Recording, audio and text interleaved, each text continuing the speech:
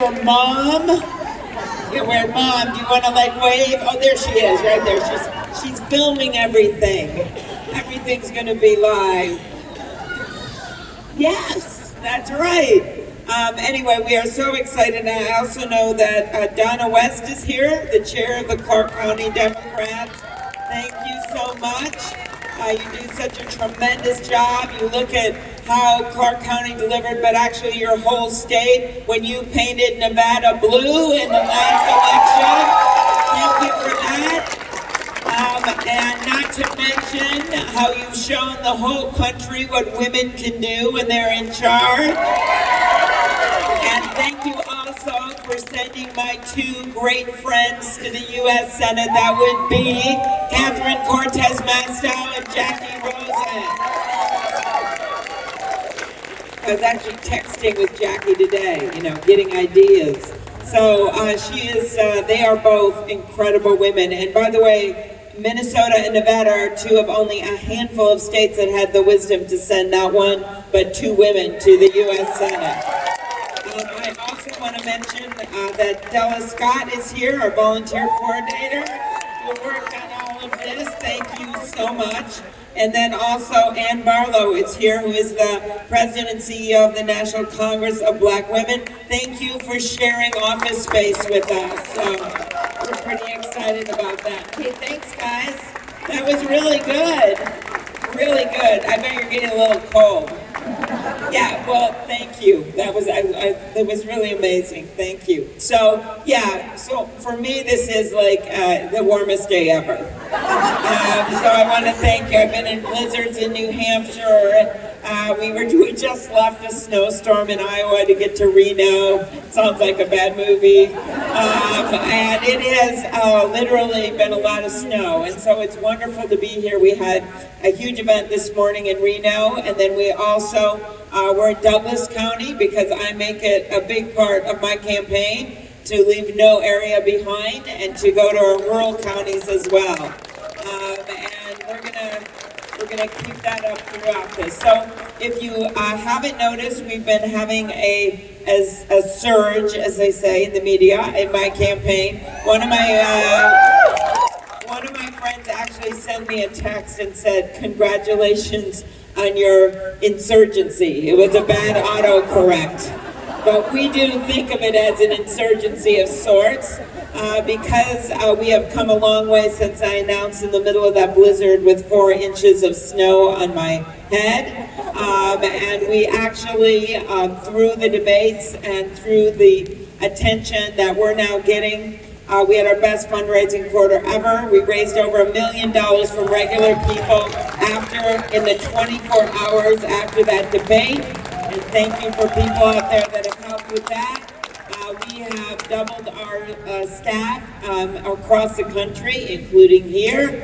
And we have field offices all over the place in Iowa with more to come here, and a lot of staff as well in New Hampshire. So you guys have a pretty important job on your hands in the next month or so. And I'm going to be a juror in Washington, D.C. We are going to have that impeachment hearing. And right now, if you want to know what's happening with that, we're, of course, going back and forth. We're very disappointed that Leader McConnell is not allowing witnesses. And remember, all we are asking for here are 4 witnesses. This is not exactly a fishing expedition. This is actually a very, very somber and key trial. And when you look at the past, Richard Nixon allowed all the president's men to testify. And the president claims, President Trump, that he can be exonerated. And all we're asking for are these 4 witnesses. If he can be exonerated, why will he not allow them to testify? He is blocking them from testifying, including his acting chief of staff, including Mr. Bolton, who actually told his staff, according to sworn testimony, to go see a lawyer after they had talked to President Trump. And then there's a guy named Duffy, who we have now discovered emails that came out with Freedom of Information requests. And those emails basically show that he said that under the direction of POTUS, his words, not mine, that aid would be withheld to a fledgling democracy. So I have an important role to play. There's only 100 of us. Your two senators, me, and about 97 other people. That is it. But you are going to be a jury too. You're going to be a jury that's going to be the jury that's going to decide who is going to be heading up our ticket in this next election. And Nevada is going to be a critical state as we go forward. I really think when you step back and look at what is going on right now in our country, yes, it's an economic check. And we see those economic issues debated all the time on that debate floor. And it is everything from healthcare, that's been a big debate, I'll get to that in a minute, healthcare to college, to what we're going to do about climate change, to immigration reform, which is so critical in Nevada, and all of those things. But at its core, there's something else going around here, and that is that it is a decency check. It is a values check. This election is a patriotism check. And thank you for your service, sir. This is a patriotism check. When you think about the fact that you have the President of the United States that was out at the G20 conference standing next to Vladimir Putin, and a reporter asked him, well, what about Russian interference in our election? Which, by the way, they did not use a tank or a missile. They used a cyber attack. And they went after our very democracy. And when he is asked about it, next to a ruthless dictator, what does he do? He laughs. He makes a joke. He looks at him, he makes a joke. The whole world was watching when that happened. Well, think about this. Thousands of people from this great state have died serving our country, standing up for democracy. Hundreds of thousands of Americans have died on the battlefield standing up for democracy. That's what happened in World War II. They were standing up for democracy. 4 little girls in that church in Alabama, they died at the height of the civil rights movement, when people were trying to grab that democracy and be part of it, and other people were trying to push it away from them. They died as innocents. And when you think about every big battle in our country, when you think about what is going on right now, it has always been about our democracy. The key moments in our country's history has been about good and bad, our democracy. And this guy makes a joke. So yeah, this is a patriotism check and a decency check. And we have to remember out there, when I was out there in rural Nevada with your beautiful mountains, oh my, they were gorgeous. And I always thought you guys have rural parts of your state too, but we don't have mountains in Minnesota. When you think about that and you think about some of the voters and what happened in the 2016 election, as a star as Nevada was, when you think about what happened in the middle of the country where I'm from, I think about this cattle rancher from Minnesota who took me around his ranch on an ATV where we were dodging really big cows, and I thought, this is not how I want to die. But we went in afterwards to his house, and he said, you know, we voted for Donald Trump. And I said, what do you mean, the other ranchers, your family? And he said, no, I mean me. He said, I just don't like to talk about myself that much. And he said, we voted for Donald Trump because we were mad about health care. Really mad. And then he said, and then I saw him standing in front of that wall. And I said, no, the wall's not really been built.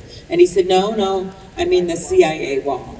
And what he remembers is the day after the inauguration when Trump went and gave this incredibly partisan speech in front of this sacred wall covered with the anonymous stars of those that lost their lives in their duty for our country. And they're anonymous. And it's a really, really, really sacred wall to the people of this country. And he gave a partisan speech about his crowd size in front of that wall.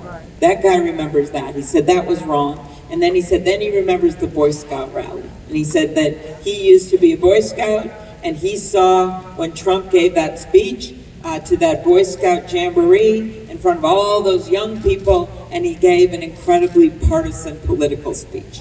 And this guy says, that was it for me. That was when I knew what I did wasn't right, and a tear comes down his face. Or the guy in New Hampshire in a long line of people that had these happy stickers on.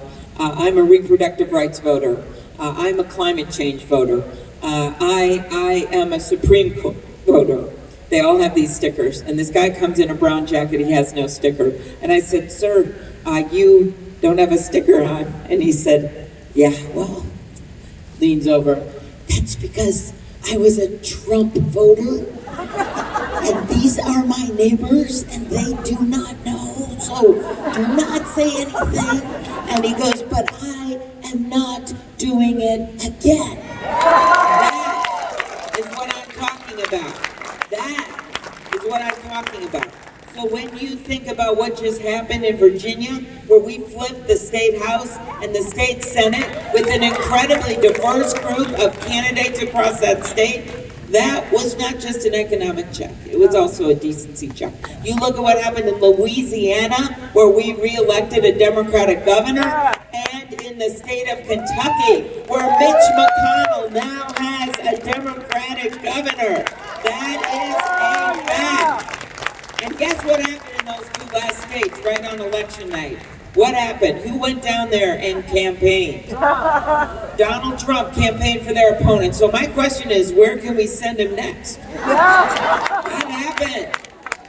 So the other thing we know is, yes, that was our fired up Democratic base that did that. That happened. That was our fired Democratic base. They were fired up. But it was also independents and moderate Republicans in those states that formed this big coalition. So as we march into this election, I want us to remember some very profound advice that I'll leave you with.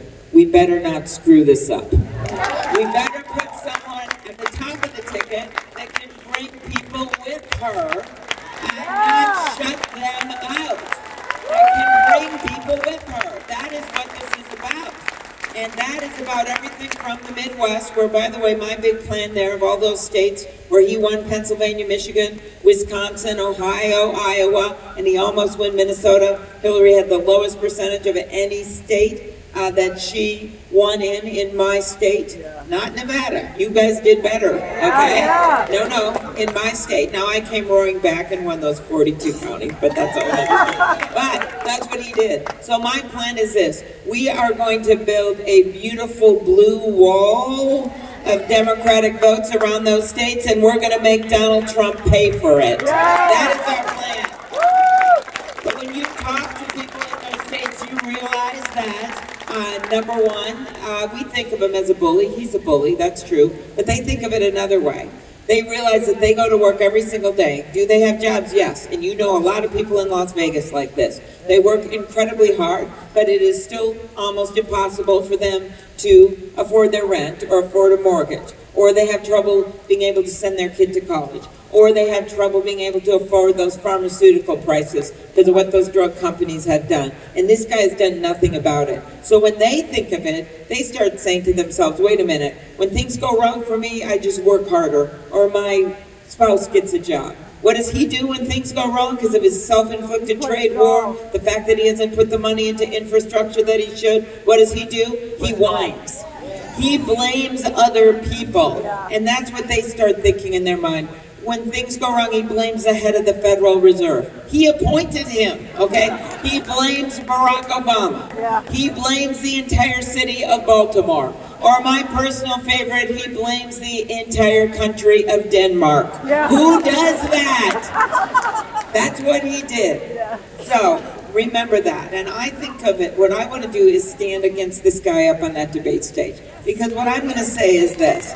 I think you saw in the debates I will be able to handle him. I do think, by the way, you ignore some of what he does. You have an optimistic economic agenda, but you also use humor from time to time. That is why when I announced